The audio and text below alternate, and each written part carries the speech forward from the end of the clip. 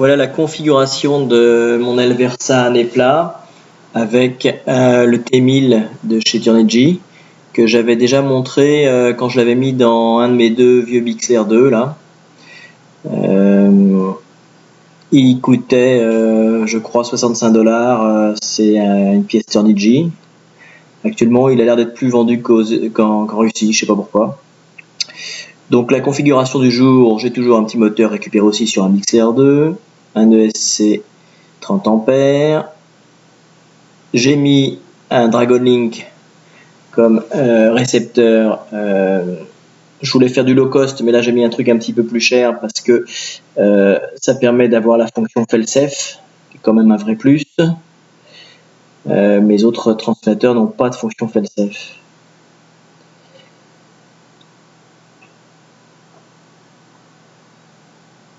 Et voilà donc le T1000 FC. À pas confondre avec le T1000 qui est un Terminator.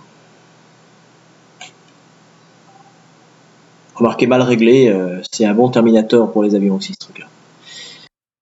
La sixième voie ici là, permet de régler le pilote automatique. Et là, j'en suis dans le mode où je suis en vol stabilisé.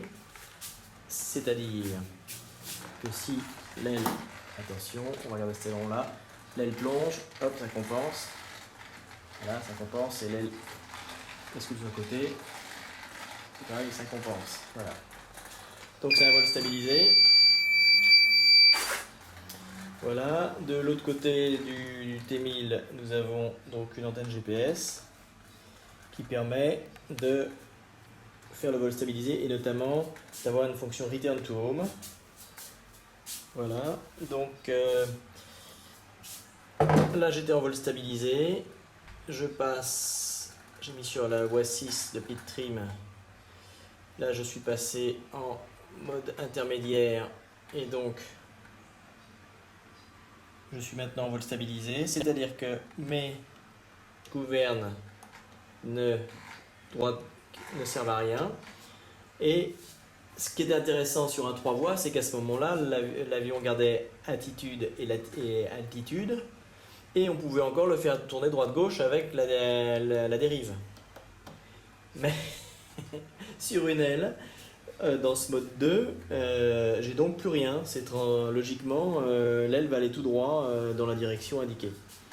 Ce qui peut être très dangereux si jamais on perd le contact, notamment si on n'a pas de système fail-safe. Et ensuite, en mode 3, voilà, l'aile est en train de tenter les virages pour revenir à sa destination qui est à quelques mètres dans mon jardin. Donc je ne sais pas pourquoi elle part à droite, à gauche là, mais elle essaye de rentrer toute seule parce qu'elle est en mode Return to Home.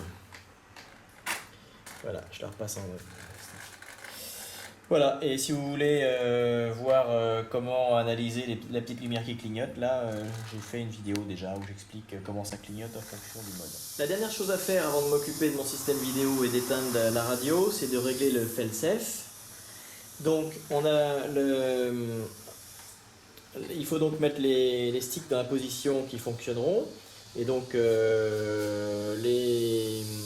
direction, je m'en occupe pas. Par contre, ça sera géré par l'autopilote. Par contre, il faut effectivement que je sois dans la position où je suis en Return to Home pour l'autopilote. Et comme le T1000 FC ne gère pas le moteur, je vais lui laisser mi-gaz. Voilà. Maintenant que je suis dans la bonne configuration, j'appuie 5 secondes sur 1, 2, 3, 4, 5. Voilà.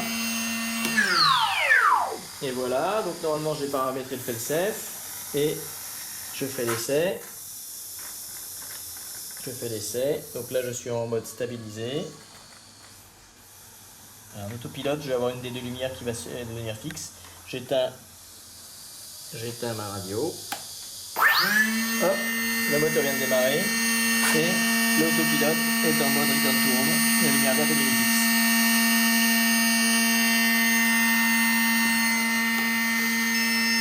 Je rallume. Voilà, je rallume et il a repris la main. Ce qui fait que je peux faire des essais en vol et reprendre la main immédiatement. Donc voilà, normalement, l'aspect pilote radio est réglé. Après les paramétrages de ma Versa Wing à nez plat avec le T1000 FC, voici les premiers essais en vol. Alors ça remue pas mal parce qu'il y a des remous. J'ai mesuré avec l'anémomètre entre 23 et 25 km/h de vent au sol, donc en l'air il y a certainement un petit peu plus. Donc je commence par faire quelques essais à basse altitude. Alors dès que je suis bas, je suis dans les rouleaux de la forêt qui est à droite. Le vent vient en gros de mes 1 heure, donc pas tout à fait de face, un petit peu de droite. On a un peu l'impression que l'aile tire à gauche, mais c'est justement parce que le vent porte un petit peu sur la gauche. Et ensuite, une fois que j'ai fait des essais de return to home et des essais de fail-safe qui me ramènent bien à la maison aussi, je m'éloigne un petit peu en remontant au vent. Alors comme j'ai pas d'OSD dans cette configuration là, j'ai pas de vitesse sol. J'estime que je vole environ à 10 km/h sol, ce qui est pas très rapide. Je vais vers le mont Bourda là, qui est en face de nous. Bon, j'ai coupé des petits morceaux pour pas que ce soit trop long.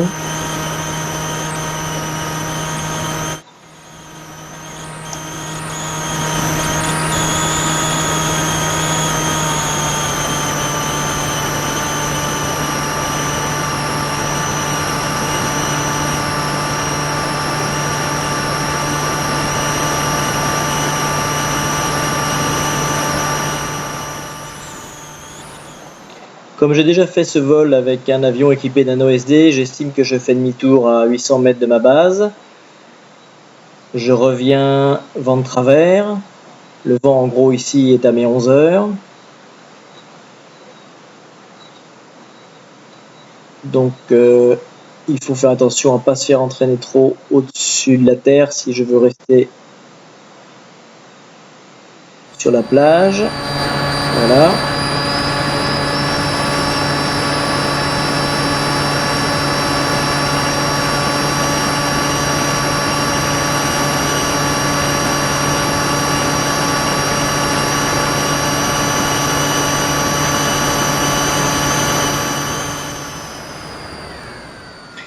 Évidemment, le retour vent arrière est très rapide. Il ne faut pas rester trop longtemps sur le cap, sinon il y a un vrai risque de partir au-dessus de la ville et derrière le bâtiment qui est là, donc de perdre la liaison vidéo. Donc rapidement, je tourne à nouveau face au vent.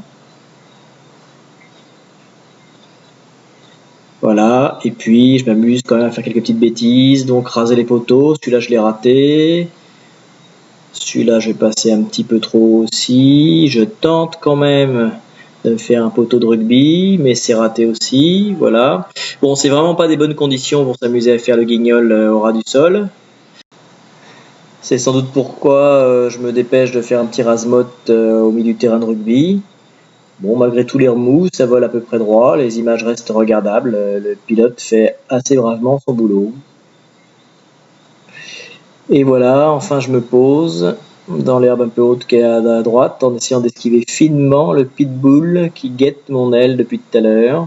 Il faudra que je fasse attention à ce qu'il me la bouffe pas.